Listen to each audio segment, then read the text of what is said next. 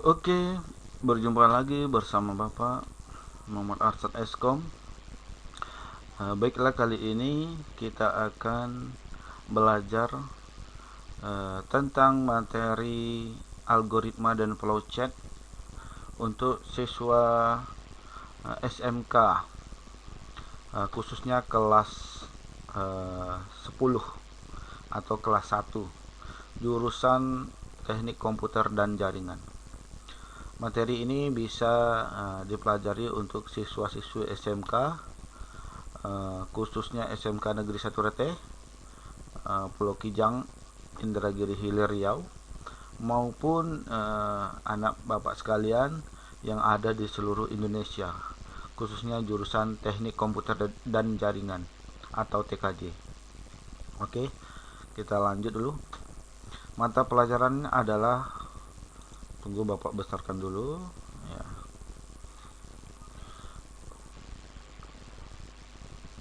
Mata pelajarannya adalah pemrograman dasar. Di sini bapak akan menerangkan tentang algoritma dan flowchart.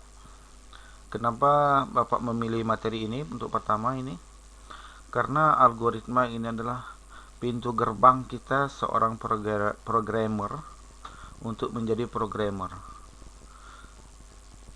Kemudian ada hal penting pula di bidang itu, terutama tentang itu memahami algoritma itu. Salah satunya menggunakan flowchart. Oke. Kita lanjut. Di sini Bapak jelaskan tentang algoritma. Algoritma itu jika kita artikan adalah langkah-langkah penyelesaian masalah secara sistematis, jelas, dan sesuai logika. Jadi misalnya kita menemukan suatu masalah, bila kita mampu untuk membuat langkah-langkah penyelesaiannya, sebetulnya kita sudah membuat atau menerapkan algoritma. Itu dia. Jadi ketika kita nanti belajar membuat sebuah program, mungkin di pelajaran pemrograman dasar ini, programnya tidaklah program yang besar-besar atau yang hebat-hebat seperti program-program Android dan sebagainya. Tapi di sini adalah dasar pemrograman atau program-program dasar, agar kita nantinya bisa, bila belajar di program yang lebih tinggi, kita lebih lancar dan memahami sistemnya. Kita lanjut. Algoritma kalau secara pengertian sederhana, langkah-langkah penyelesaian masalah secara sistematis, jelas, dan sesuai logika. Jadi ini adalah pintu gerbang seorang programmer. Jadi harus paham tentang algoritma. Kita lanjut. Jadi contoh algoritma ini dia. Bapak kecilkan foto bapak dulu. Jadi ini dia contoh algoritma. Jadi algoritma itu kan langkah-langkah penyelesaian masalah. Jadi semua masalah yang kita jumpai dalam kehidupan ini bisa kita tuliskan algoritmanya. Gunanya untuk apa? Untuk menyelesaikan masalah itu. Itu dia. Contohnya di sini misalnya kita punya algoritma untuk mencari sebuah kasus, yaitu bagaimana pergi sekolah. Jadi misalkan kita tulis dalam bentuk algoritma, dia seperti ini. Kita mulai. Yang kedua bangun tidur. Kemudian sholat subuh mungkin. Yang keempat mandi dan berpakaian. Yang kelima sarapan. Pamit ke orang tua. Berangkat ke sekolah. Selanjutnya tentu sampai ke sekolah, dan terakhir selesai. Jadi urutan inilah yang dinamanya algoritma atau langkah-langkah penyelesaian masalah. Ini dalam kehidupan sehari-hari ya. Itu dia. Misalnya dalam kasus misalnya kita membuat sebuah rumus, yaitu menghitung tegangan. Jadi kita harus pandai, harus bisa membuat langkah-langkah apa yang mau kita buat program itu. Langkah-langkah apa? Inilah langkah-langkah contohnya. Yang pertama misalnya kita tulis mulai.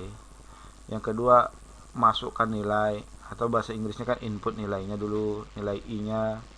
Kemudian ketiga, input nilai R-nya, atau masukkan nilai R.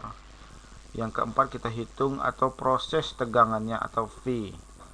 V itu adalah simbol dari tegangan. Kemudian yang kelima, kita keluarkan atau kita tampilkan.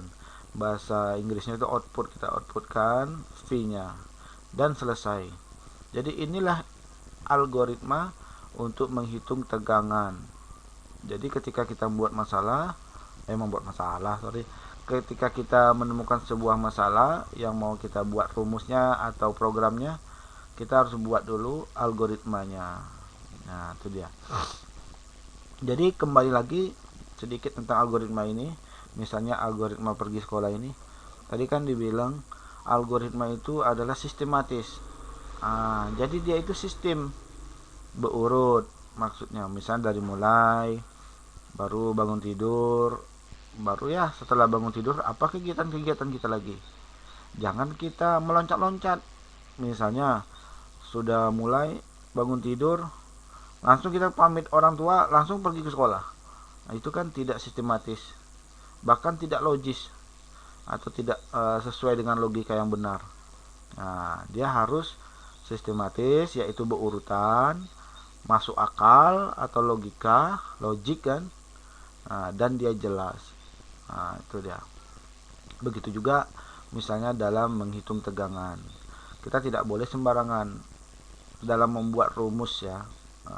Rumus ini bisa aja kita ganti-ganti, misalnya rumus mencari tahanan atau mencari arus dan sebagainya. Itu dia. Jadi inilah contoh dari algoritma. Oke, kita lanjut. Ini dia contoh, ini dia flowchart langsung ya. Flowchart, kita masuk ke flowchart. Jadi flowchart itu apa? Kalau dalam pengertian bahasanya ini diagram arah atau diagram alir. Jadi kalau secara sederhana Bapak jelaskan, algoritma flowchart itu adalah teknik menjelaskan algoritma dalam bentuk simbol atau gambar.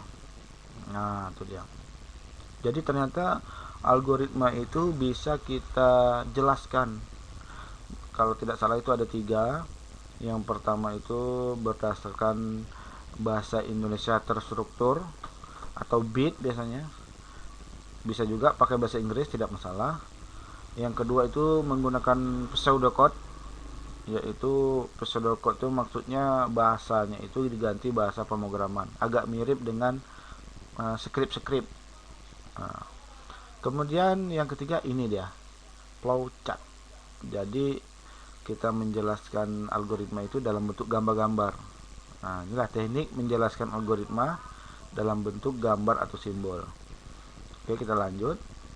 Ini simbol-simbol yang sering digunakan. Kalau dalam misalnya kita menjadi programmer yang handal nanti, yang lengkap, mungkin simbol ini lebih banyak lagi, bukan ini saja.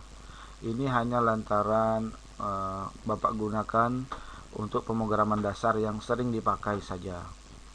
Oke, Bapak jelaskan sedikit. Yang pertama ini lingkaran tidak penuh ini, atau bisa kita sebut opal. Ini adalah simbol untuk mulai atau selesai, atau kalau bahasa Inggris start, end, kalau kita dalam mengetik program kan. Kemudian ini seperti jajar genjang, tapi bukan jajar genjang mungkin ya. Lebih kepada apa nih? Bisa ditulis di komen nanti ya. Jadi simbol seperti ini adalah simbol untuk input, output, atau read, baca, atau menulis, write, print, atau data. Jadi itu. Jadi bila kita mau menjelaskan tentang hal-hal ini, kita gambarkan dengan gambar seperti ini. Kemudian persegi panjang. Ini simbol untuk proses atau hitung. Jadi kalau ada rumus, simbolnya seperti ini nanti. Kemudian ada panah. arrow nih. Ini kalau bahasa Inggrisnya arrow. Nah, jadi panah ini simbol untuk penunjuk arah kemana aliran sistemnya. Nah, itu dia. Kemudian ada ini bentuk diamond atau bentuk ketupat kan. Ini simbol percabangan atau pemilihan. Nah, atau kalau dalam rumus mungkin if gitu kan. Ya, percabangan kan. Itu simbol-simbol yang sering dipakai dalam pemrograman sederhana ya. Kita lanjut. Nah, ini contoh flowchart. Nah, ini tadi rumus menghitung tegangan. Bila kita rubah menjadi flowchart, dia bentuknya seperti ini. Mulai kita simbol dengan bulat oval. Kemudian input kita simbolkan dengan tanda jajar genjang setengah, ini kan kepotong sedikit kan. Nah, kemudian input I kan, karena kenapa inputnya ada dua, karena untuk mencari rumus tegangan kan di dalamnya harus ada variabel I dan R, jadi inputnya dua kali. Nah, input I nanti masuk angka I, input R nanti masuk angka R, baru keduanya dihitung. Nah, untuk simbol proses, ini hitung ini kan proses, simbolnya persegi panjang. Baru ditampilkan hasilnya. Misalnya 5 kali 10 50, nanti di output dikeluarkan output V.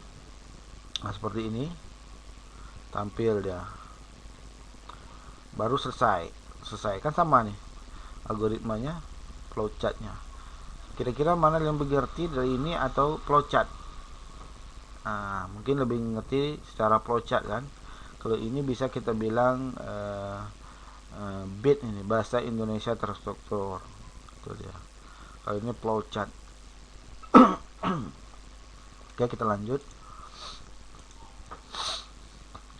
Nah, ini setelah kita membuat flowchart, selanjutnya kita bisa mengetik script atau program yang mau kita buat. Nah, di sini Bapak kasih contoh sederhana kan, sesuai kasusnya, yaitu menghitung tegangan. Ini Bapak menggunakan bahasa C++, menggunakan aplikasi Dev C++. Nah, nih bentuknya seperti ini. Nah, nanti untuk pelajaran selanjutnya kita akan membahas ini. Tentunya kalian harus sudah menyiapkan alat-alat kalian seperti laptop atau komputer di rumah ya. Nanti Bapak tunjukkan juga link download program ini. Mungkin ada di deskripsi ya. Nah, ini contoh programnya menggunakan Dev C++. Script yang tadi Bapak tulis, kita ketik di sini misalnya kan. Nanti kita jalankan, maka akan tampil seperti ini. Nanti Bapak praktikkan juga. Untuk program ini bisa kalian download di Google kan misalnya kan, tapi Bapak kasihkan linknya juga ada di deskripsi. Jadi jangan lupa untuk mendownload program ini tuh, dan jangan lupa diinstal ya. Kalau di download kemudian tidak diinstal, sama juga tidak kan ya. Oke, kita lanjut. Nah, itu saja.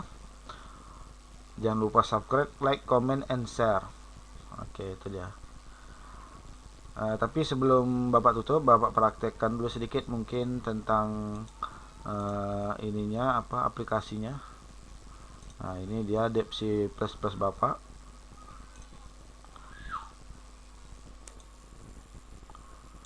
Ya, ini dia Dev C++. Jadi nanti misalnya kalian sudah menginstal program Dev C++ ini,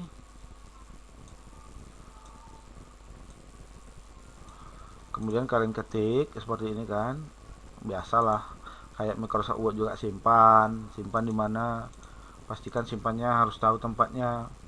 Nah, setelah diketik kita jalankan, execute, bisa compile run satu-satu atau langsung saja Bapak langsung saja compile and run. Nah, maka akan tampil hasilnya. Jadi kita masukkan nilai.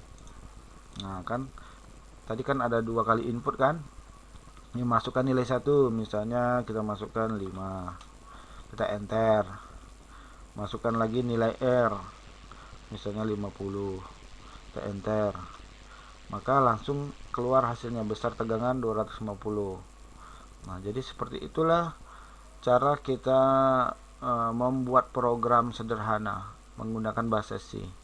Mulai dari algoritma, kita menggambar flowchart, hingga kita implementasikan pada program ini.